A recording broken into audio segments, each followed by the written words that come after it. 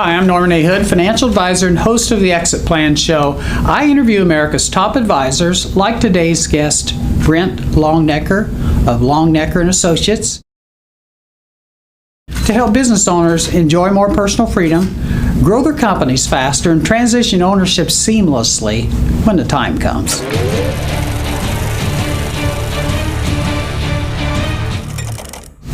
Welcome to the show, Brent. Glad to be here. Yeah, nice to meet you. We're going to start out. I'm just going to have you tell our audience a little bit about your education and your background and your career path up until now. Okay. Well, I actually grew up here in Dallas. Okay. Went to Dallas Jesuit. From here, I went on a soccer scholarship to University of Houston, got a bachelor's and a master's. Left there and actually owned a lot of different firms, financial planning, a broker-dealer. And about age 29, I sold those and got into consulting. Okay. Worked at KPMG Pete Mark, where I became a partner. Later, I was the national partner at Deloitte & Touche.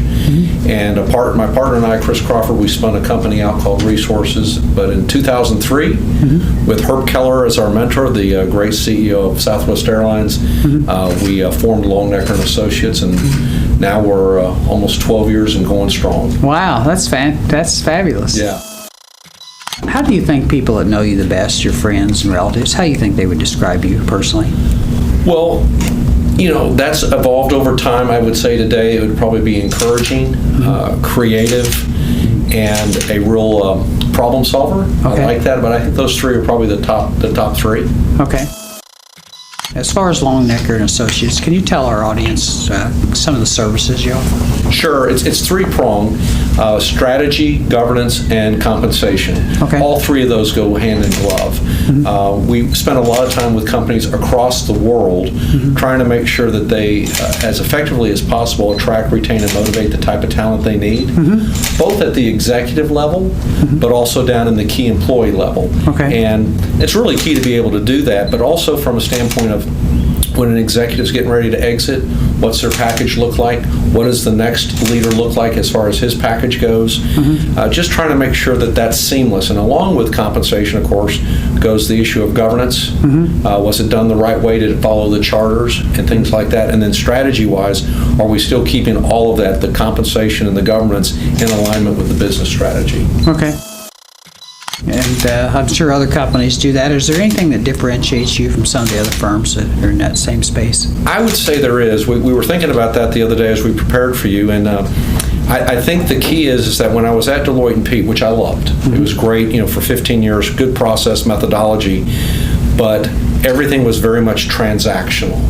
I would drop into a city and I wouldn't even know what city I was in. I'd have somebody tell me where I was going and I'd go and I'd solve problems. Longnecker Associates has been built around the concept of relational consulting, where we get to spend a lot of time with our clients. We don't have chargeability goals or anything like that. And we are pretty much a team that's been together for a very, very long time. Very big, 18 people. But again, we really focus on building great relationships. Like with Herb Keller, I was with him for 28 years before he retired. So that's the kind of thing we look forward to. Okay. So you founded the company. Yes, sir. And when you started, I'm sure you wore lots of different hats. Yes, definitely. And some you don't wear as much anymore, probably. But if you could pick one thing you like to do more than anything else, what do you think it would be? Oh, I think the best for me is to be able to train and teach the people I have that have come into Longnecker. I would like to, I left the partnership to basically have an impact on people. And so I've got a great partner, Chris Crawford, and a great team that have blessed me by working there. And I think my fun is being able to spend time with them, teach them all I know over all the years I've been in business. But then when I leave, I've left them something valuable. And for me, that's probably the coolest thing I get to do. Yeah, it is. That's pretty neat. Yeah. Where do you get your energy to keep doing this? You've been at it a while, so from your background, there's a why behind it somewhere, I'm sure. Well, I was blessed to go to Dallas Jesuit here at all guy school. I have 5 daughters, which are pretty amazing, so that will keep you pretty much energized all the time. I was a martial arts sensei, still I'm a sensei, and now I'm into professional dance. And so, I like keeping energized.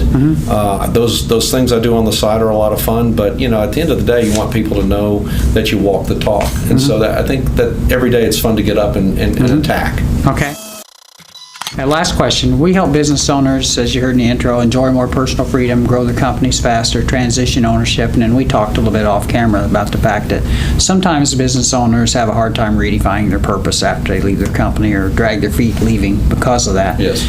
If you could give business owners one tip in any of those 4 areas, what do you think it would be? Well, I think the key is that it's hard not to define yourself around the businesses you create. I'm the same way. But I do think that as time goes on, that there's another door to be opened, and you need to look forward to that door. And as you start to transition out by doing a great job, as Jim Collins calls it, the level 5 leader that leaves the company in a better place than when you got there, that's a great legacy. But that doesn't mean that you can't do the same thing you did at your company in philanthropic type of endeavors in your community, but also maybe with other companies where you can become an outside advisor. I think that's a real key with the kind of executives that you're talking to. Okay, good information. Great tip. That was Brent Longnecker with Longnecker Associates, an outstanding interview. For more information about Brent and his firm, please check out the show notes for this episode on our website.